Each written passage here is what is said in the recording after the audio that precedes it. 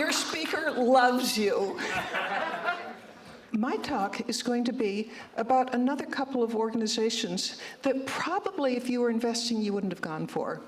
The first one is Sheraton Hotels, but I'll also be talking about Perdue Farms, and I'll be talking about how both of them had almost unbelievable success. And I'm going to share with you insider tips that I don't think you'll ever hear about in a business school or maybe a business magazine. I'm going to share with you things that only a daughter or a wife would know. The things that made my late father and my late husband a success all have to do with the ability to create employee engagement. My father, for example, I want you in your imagination to go back to the 1930s, and we're at a time when real estate was an absolute catastrophe. Hotel companies, for example, were going bankrupt. They were dropping like flies. I don't think I would have invested in my father. What father was really good at was he got into some of the softer things that he attributes his entire success. He attributed his entire success to the fact that the people who worked for him were willing to go the extra mile and that they would stay with him for life. What did he do that made it possible to have those kind of results? Well, in your imagination, we're back in the 1930s. Hotel companies are going bankrupt right and left. And as they go bankrupt, he would buy them. And what was his secret sauce that enabled him, by the time of his death, to have 400 hotels? When he'd take over a hotel, the first thing that he would do would be he would invite all the people who worked for the hotel. And supposing we're in Springfield, Massachusetts right now, and he told me that that hotel had about 200 employees.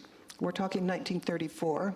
He'd gather them all into the hotel's ballroom, and he knew, because he's a very empathetic man, he knew what the people there were feeling. You know, he's the new boss of a hotel that's just been taken over in bankruptcy. He knew that people were thinking, and if you were in his audience, you're probably thinking, I'm going to be fired. How am I going to pay the rent? What am I going to tell my wife? How am I going to put food on the table? Well, that's what, if you're in his audience, what you probably would have been thinking. And the first words you would hear, Henderson is standing up in front of you all, and it's probably about the same size crowd. And the first words out of his mouth would be, every one of you gets to keep your job. I believe in you. I know that you know your job better than anybody else on earth. And together, I'm going to provide you the resources, the support, the encouragement, so that you can show the world just how good you are. And you're going to see in the next few months, or maybe it could take a year, but you will see that this hotel will be the most popular, best served, financially successful hotel in the whole city. But even more than that, what you're going to see is what this hotel is going to be is a beacon. We're going to show other people that it can be done. Well, if you're hearing that, you've gone from as low as you can to probably pretty high. But that's not the end of what you'd be experiencing if you were at that Springfield Sheraton Hotel. Because the next day, you'd see a cavalcade of workers coming in.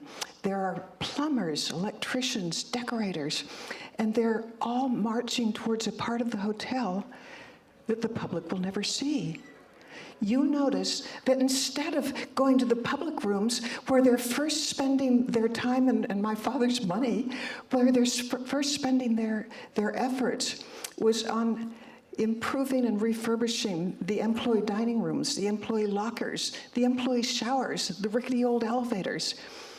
Well, I asked my father, I can understand, telling people that they keep their jobs. Why was it that the first money that you spent was on refurbishing areas that the public would never see?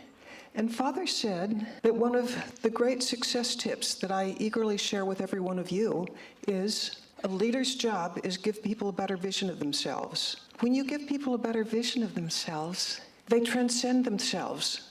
It means loyalty, it means engagement, it means commitment.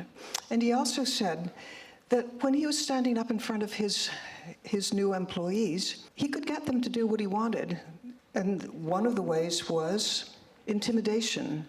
He said he could have stood up in front of his audience and told them, shape up or you're fired.